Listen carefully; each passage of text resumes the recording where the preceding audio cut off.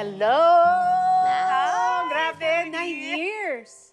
Yeah. 9 years. Yeah, 9 years together. 1999 daw, nung una kayo nagkakilala. He already felt yung comfortability. Yes. Na parang ang sarap kausap nito, kasi mararamdaman mo kagad yun. Oo eh. naman. Ikaw naman, ano yung naramdaman mo pag kinakausap mo siya nun? Totoo lang, ah. Nox.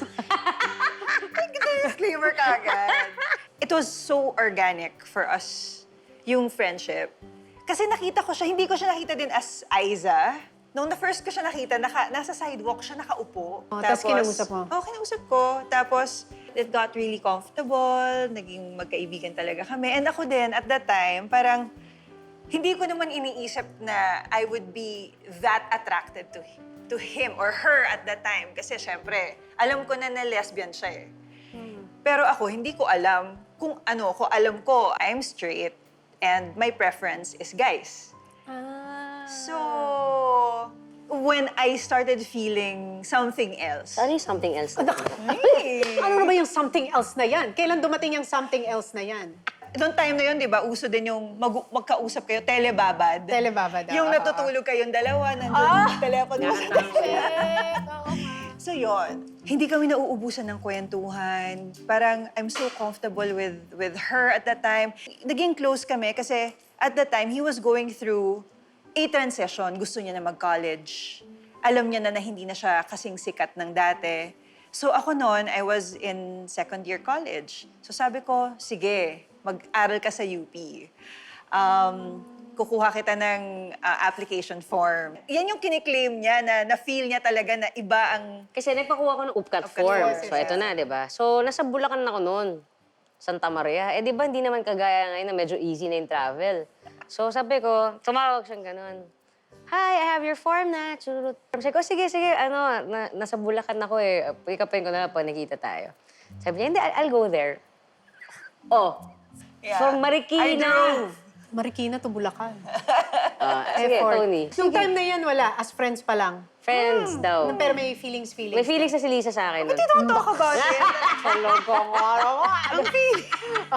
At that time, talaga, siguro parang aliw na aliw ako with what we have. Whatever that was. Ayoko siyang lagyan ng label kasi baka matakot ako na ma-confront ko yung reality na Gusto mo pag siya? na-admit ko na gusto ko siya. Pero yung feelings mo, parang lumalakas na towards him. Oo, dumating na yung point na sinusundo ko na siya to bring him to school. Tapos kakain kami dun sa isang fast food. Magsusulatan kami ng poem sa isa't isa bago siya pumunta sa class. O, diba? Lakas Tsaka ng high ako pupunta sa school, sa UP. So parang hindi siya yung sexual attraction. It was really more the connection. enjoyment of being in each other's company. Naging at home kayo. Yeah. Diba? Hindi mo mahahanap yun eh. When you feel at home Yeah. sa isang tao, Yeah. you can be who you are, you can be Yes. yourself, you can Yes. talk to him or her about anything. Hindi mo mapafabricate yun. It comes out naturally. Kailan dumating yung point na inadmit nyo na sa isa't isa that we like each other? Kinis niya ako, Tony. Sa car. Habang naka-park, Tony. Ano ba yan? Hindi? Grabe mo naman ang Talaga naman. Pero grabe, ikaw may effort eh. Pero I'm older kasi. Oo. I was 2 years old. Love, aminin mo nang talagang mahal na mahal mo ako noon pa. Huwag ka nang... Ang dahil pa excuses. Tinago nyo muna yon yung relationship. Oo. So, nung dumating yung point na yan, I got scared. So, isa sa pinromise namin sa isa't isa, we're going to be honest with each other sa nararamdaman namin. So, kung halimbawa, magkasama kami nung boyfriend ko na yon, sasabihin ko sa kanya, may isang taping, hindi ko sinabi sa kanya na magkasama kami. Nakita na lang niya kami na magkasama kami. So parang I felt like at the time, parang I made a choice. And Na yung boyfriend niya. May ganun pa. Pinili mo. Eh parang yun, parang hindi pa siya ready na tanggapin sa sarili niya na if she chooses me over him, then parang she has to admit that she's lesbian. Parang it's parang too complicated. Transitioning din kasi yun Yeah. sa'yo. Yung stage na yun. Yeah. Pero ano yung pinaka-attractive para sa'yo kay Ice nung time na yun? Ano yung quality niya that really stuck with you? Si Ice, napaka-grounded na tao. Like, with all his years in the industry, and you would know na parang pag artista ka, laki na ng ulo mo, especially with his stature. I never felt that. Parang he always makes me feel na parang pareho tayo ng journey. Pareho tayong mag-explore kung anong mangyayari sa atin sa college life natin, ano yung magiging future natin. So pareho kaming dreaming. We were dreamers at that time. So I never saw the Aiza na child star. I saw an Aiza going through a transition. So pareho kaming in transition. Alam mo, parang nakita niyo yung core ng bawat isa. Di ba? Doon ka na in love. Super. Doon sa person that he wants to become. At ikaw naman, yung the person she wants to become. Yeah. Kailan yung like official na hindi tayo mahihiya, let's be open about our relationship? Eto na. Ngayon lang. 2013 na. Hindi, Noong naghiwalay 2013. kasi kami talaga. Naghiwalay kami talaga eh. Kasi, Na-bad trip siya sa akin. dahil, Kasi parang nung time daw na parang medyo ready na siya, eh medyo bad trip ako sa kanya nun kasi nga parang hindi siya. Ayun, parang ano na ako sa ano ba talaga tayo? Parang ganyan. So parang fumifish si Liza nun, parang sabi niya, siguro pag nandito ka na, nakakita ka na ng ibang girls. pag-girl ka naman. Ganun ka ba magsalita? Ang sabi ko, yeah, it can happen, it might happen. Walk out. Ako. Walk out siya. Tapos nagtaka pa ako. Ba't kaya And that nag-walk kind out? of like, kind of ended things for us. So, nag-break. So nag-break. Kailan uli nagkita? When I won the pageant, I won Mutya ng Pilipinas Tourism International in 2001. Isa siya sa mga unang-unang taong pinuntahan ko para sabihin nanalo ako. Naalala ko basta nakahiga lang kami sa kama. Nag-uusap kami magkayakap lang gano'n. kami. Although wala na kami nun, ha? Oo. Hindi kami MU nun, pero magkayakap lang kami na gano'n. It felt good, but at the time, nararamdaman ko na sobrang distant niya sa akin. Yung, andyan siya, he will make me feel na parang okay kami, pero hindi siya gagawa ng paraan to pursue me anymore. So, parang laging the right love at the wrong time lagi ang drama. Yes. Lalo na nung lumabas yung pagdating ng panahon. Ay, Yan. ako, Diyos mo. Bakit? Kala mo, sikat, ganyan. Nakita ko siya sa Eastwood. 2004 or 5, I will never ever forget. Because ito lalagay yung time na sinabi ko, kakalimutan ko si Aiza sa buhay ko. Hindi ko siya nakita for... Ilang years? So, I was with my sister. Kita ko siya kasama yung girlfriend niya. Sabi ko, uy, si Aiza, magkababati ako. Aiza! Tinignan lang akong gano'n, tapos umi-exit. Ay, Paano Noted ka. Noted. Yeah. Noted. Grabe naman to. Since I was crying to my sister, telling Talaga her crying? na, Chen, Oh, sa'yo. ganon! Kasi ginanon. Ba't mo nga ginanon? Eh, kasi nga may jowa ako kasama ko. Oh, no. Eh, silosa. Loyal ka pala. Hindi, pero Ganun ka lang. pwede naman kasing maging civil. Pwede kasi naman hindi. kasing mag-hello. Kasi Diba? tatanungin Hindi. ako, sino yun? Eh, alam sabihin ko, friend, eh, hindi kita friend lang eh. Ay, alam mo, ayoko na kumaba yung diskusyon. Okay. So, oo, pinili mong hindi ako pansinin. Love tayo na. Asawa 9 na nga years na. tayo. Oo. Huwag na nating balikan ng mga baka mag-away pa rito. Pero kailan yun talagang nagkita uli, tapos ito na yung right time? 2013.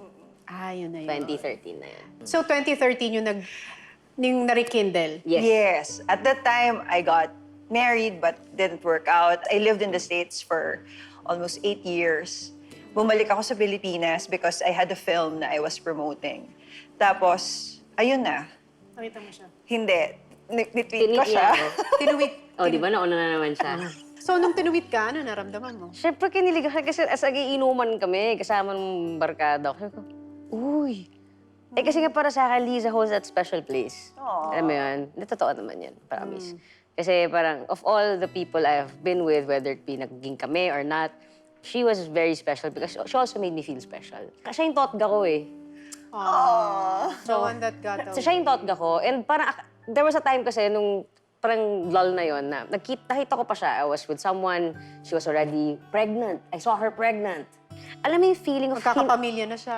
Alam mo, grabe yung panghihinayang. Tapos weirdohan ako na ba't ako nanghihinayang? Eh parang, never ko rin naman siyang pinursu. Siya lang yung pursue sa akin. In the film. Oo. So, 2013, sabi niya mag-meet. Finally, nag-meet kayo. Yes, nag-lunch kami. You already had a January 8th. daughter. May anak ka na. no? Yeah, she was 4. Yes, yes. 4 She years was old 4 siya years nun. old. Kamusta yung lunch? Yung Pawis na connection? pawis siya nun. O bakit ka nga pawis na pawis? He always makes me feel that way pa rin hanggang ngayon. Yung parang kinikilig ka. Bakit pag galit Ang ka, hindi galing niyo naman naman! ganyan? 9 years, kinikilig pa rin kayo. Pero pag galit siya, hindi ganyan. Ang init niya naman pag galit siya. Ang talaga.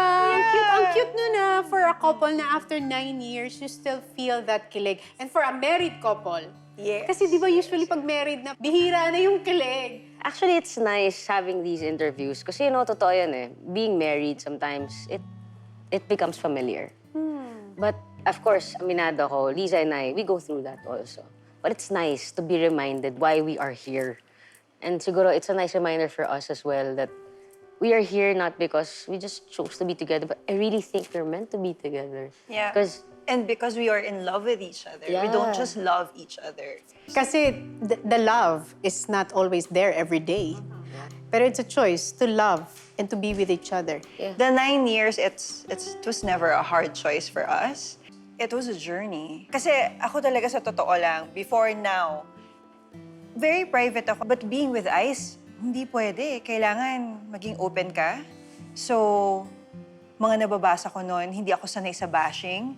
Sabi ko, wow, how can people be so ruthless? Kasama yan eh. Pag public figures kayo, meron ng panghuhusga yung tao. Agad-agad. But Ice, kasi iba yung tatag niya.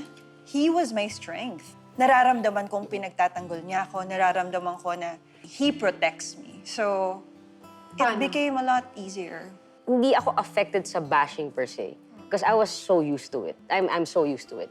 Pero because I see how much it is affecting her, dun ako apektado talaga ng sobra. Sabi ko, feeling ko kasalanan ko. That's why she's going through it. And I don't want to be that person. So parang talagang, I just was there for her. Like, when she needs to say something or she needs to just release it, I'm there. Pero Tapos, yung pinagdaanan din natin, yung the way we also handle ourselves on social media. Kasi before, pag ganyan, akala mo okay lang na, halimbawa, isa-screenshot mo yung sinabi sa'yo, ipopost mo siya sa social media. Dumaan kami rin din ni Oo. Ice na, Sinasagot mo lahat. oo, na parang pinapatulan mo lahat. And then you realize, no, lalo lang na nafa-fan yung flame. At binibigyan mo ng importansya yung mga taong yon na sa totoo lang, hindi mo naman sila kilala. giving them attention is giving them power over Yeah. you. So we don't want to give them power over us. Nabibigyan nila kami ng opportunity to affect us and our relationship. We know kung ano kami. We know our truth and I know we love each other. So whatever they say. And at the end of the day, walang ibang kang kukunan ng lakas, kundi each other. Isa't And isa. I know that's what we have. Diba? So, na-overcome nyo na yung public judgment about your relationship. Yeah. Pero naging maingay din yung last 6 years. Dahil you took a position Yeah. in government. Yeah. Paano nyo na-handle yon? Kasi ito na nga, ibang klaseng judgment Iba na naman yon. At I just worked and worked and worked and worked and worked again so that I can prove to myself and hopefully to those who don't believe that I have the capacity to actually lead this industry to a specific direction where we can elevate what we do. I feel like though I just let the work speak for itself. Actually, baliktad kami ng reaction naman nun. Ako naman yung galit na galit. Kasi, Kasi syempre, when she came in sa government, talagang, literal, kinausap niya kami, sorry, but you're not my priority right now. Ganun ka straightforward. Yeah. So And parang, it was hard for our family. hirap talaga. It was really a sacrifice. As in, sanay kami, like spending time together every day, doing We're things together. inseparable, So parang hindi mo kami mapaghiwalay talaga. And then biglang, 180-degree turn. Alam mo yun? Tapos biglang, just because of their perceptions or their biases, against Liza, ganito yung mga sasabihin nila, undermining what she can do. So ang sakit for me, kasi guys, hindi nyo alam yung sinasakripisyo niyong oras para sa inyo. Sa amin na dapat yun eh. Pero dahil gusto niya itong ginagawa, minahal niya, talagang tinatrabaho niya to more pa doon sa dapat niyang ibigay sa inyo. Hala, iyak. ang laking sacrifice yun. Kasi nakikita ko like how she would cry. And minsan she'd ask me, why am I doing this? Yes. Is it worth it? May ganun point. Worth it pa bang gawin to kung hindi naman na-appreciate? And you don't want to question that kasi mahal na mahal ko itong industriyang to eh. I know you do as well. We all do. That's why we're still here. So, paano yung support na binigay sa'yo ni Ice for those 6 years? Oh my God, like he was my soundboard. And in every step, every single day, Ice was there. Like, I feel like he even sacrificed his own career because he needed to be that person who will be there with me To support you. to support. Parang And it ikaw was naman not yung a lot. kailangan It was a ng- lot, oo. Oo. Ng pillar na pwede mong sandalan. So, ano natutunan nyo dun sa journey na yun? Ng 6 years. Yung 6 years na journey na yun, importante na sa, if you are partners, laging may isang nasa taas, may isang kailangan sumuporta. Hindi pwedeng may bibitaw. Kasi yung strength nyo as a couple, hindi porke nasa taas, isa nasa baba ka, talo ka, or ikaw yung kawawa ka naman. No, you're also doing a big role to helping whoever is right there on top right now. Yeah. And it's a roller coaster. Sometimes you'll be on top, sometimes siya naman yung to-support.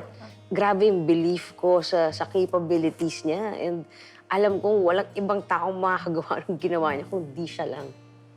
Ganon. As in, and coming in sa FDCP, I already told her, love, I know you can do this. Wala pang naniniwala sa'yo, ako naniniwala na sa'yo. Yun lang importante, no? May isang Sobra. taong maniwala sa'yo. Kaya mo nang harapin lahat. Yeah. And that we are one. Kami talaga. Like, alam mo yung parang, we are yin and yang. We are each other's strengths, di ba? When I'm weak, he's strong. When he's strong, even if I'm weak, he's going to be my strength. Sobrang proud sa asawa. Grabe.